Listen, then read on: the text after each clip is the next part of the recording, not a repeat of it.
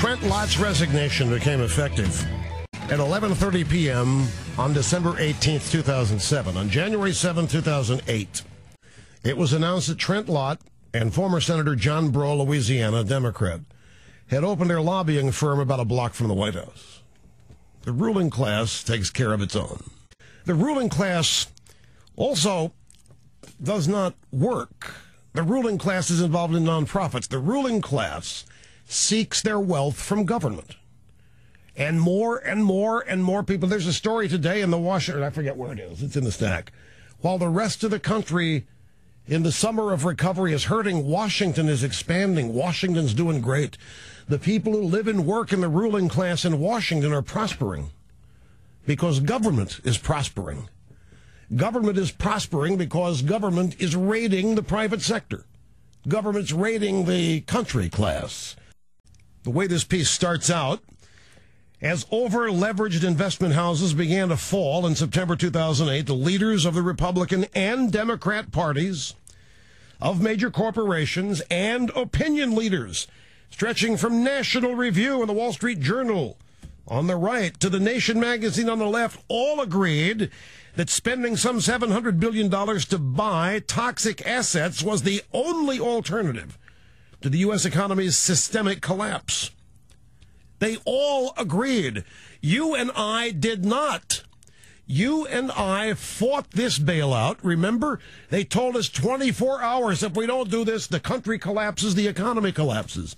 It finally took 2 weeks of persuasion by the ruling class to convince enough people, because the Republicans, conservatives in the country, were not buying into it, didn't believe any of it. The majority of the American people did not want the bailout, yet it happened anyway.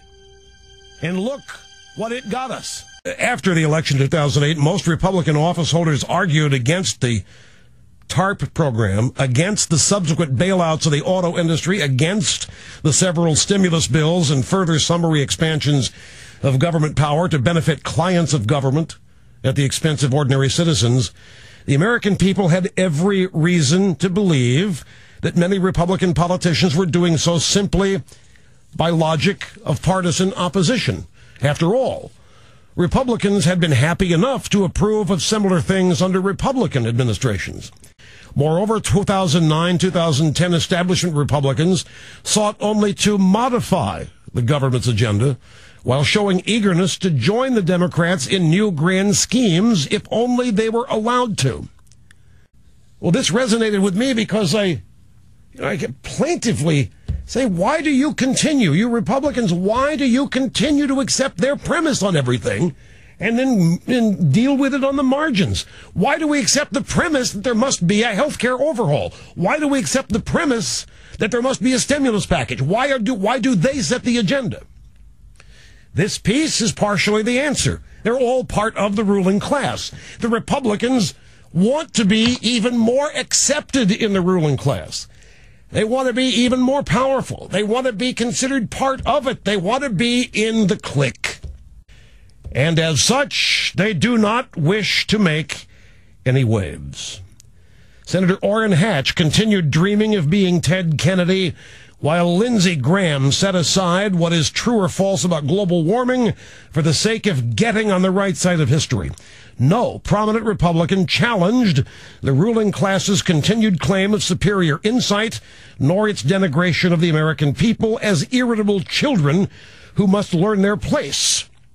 Peter Jennings, after the House elections of 1994, the American people threw a temper tantrum. No prominent Republican challenged the ruling class's continued claim of superior insight, nor its denigration of the American people as irritable children.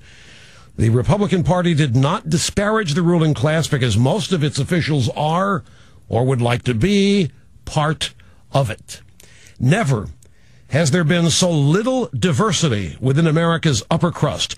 Always, in America as elsewhere, some people have been wealthier and more powerful than others. But until our own time, America's upper crust was a mixture of people who had gained prominence in a variety of ways, who drew their money and status from different sources, and were not predictably of one mind on any given matter. the Boston Brahmins, the New York financiers, the land barons of California, Texas, and Florida, the industrialists of Pittsburgh, the Southern aristocracy, and the hard-scrabble politicians who made it big in Chicago or Memphis had little contact with one another. Few had much contact with government, and bureaucrat was a dirty word for all. So was social engineering.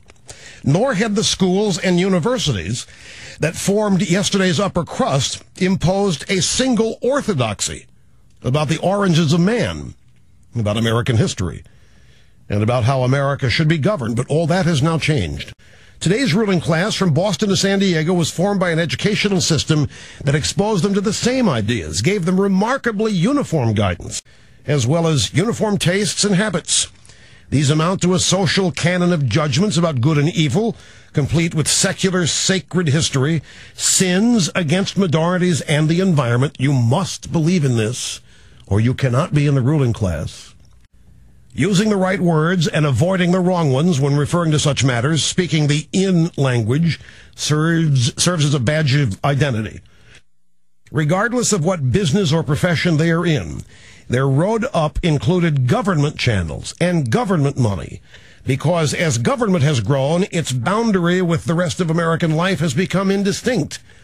Many began their careers in government and leveraged their way into their private sector. Some, like Secretary Timothy Geithner, never held a non-government job. Hence, whether formally in government or out of it or halfway, America's ruling class speaks the language and has the tastes, habits, and tools of bureaucrats. It rules uneasily over the majority of Americans not oriented to government. There's a story. This piece, when you read it in toto, will have you reacting to everything you see in dominant media, mainstream media, in a different way. And by the way, the media, ABC, CBS, NBC, CNN, Washington Post, New York Times, LA Times, they're all part of the ruling class. They're not journalists. They're all part of the ruling class or want to be part of the ruling class.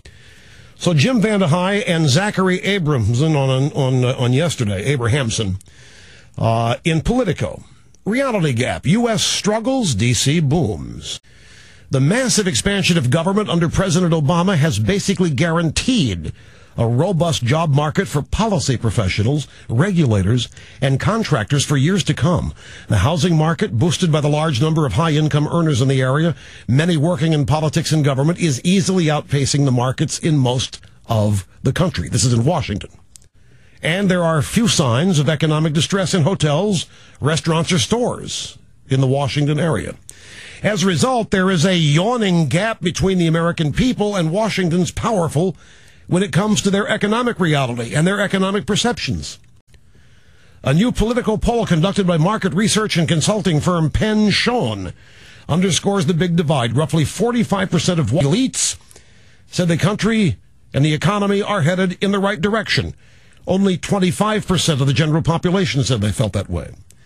The sample of Washington elites was aware of its propitious situation. 74% of those surveyed said the economic downturn has hurt them less than most Americans. They should be self-aware given the economic indicators for people who live and work in the area. Victor Davis Hanson on July 17th, a little post here at the National Review Corner. It's surreal to see President Obama play the class warfare card against Republicans while on his way to vacation on the Tony, Maine coast. And even more interesting to note that now gone are the days when the media used to caricature Bush 1 for boating in the summer off the preppy-sounding Kennebunkport.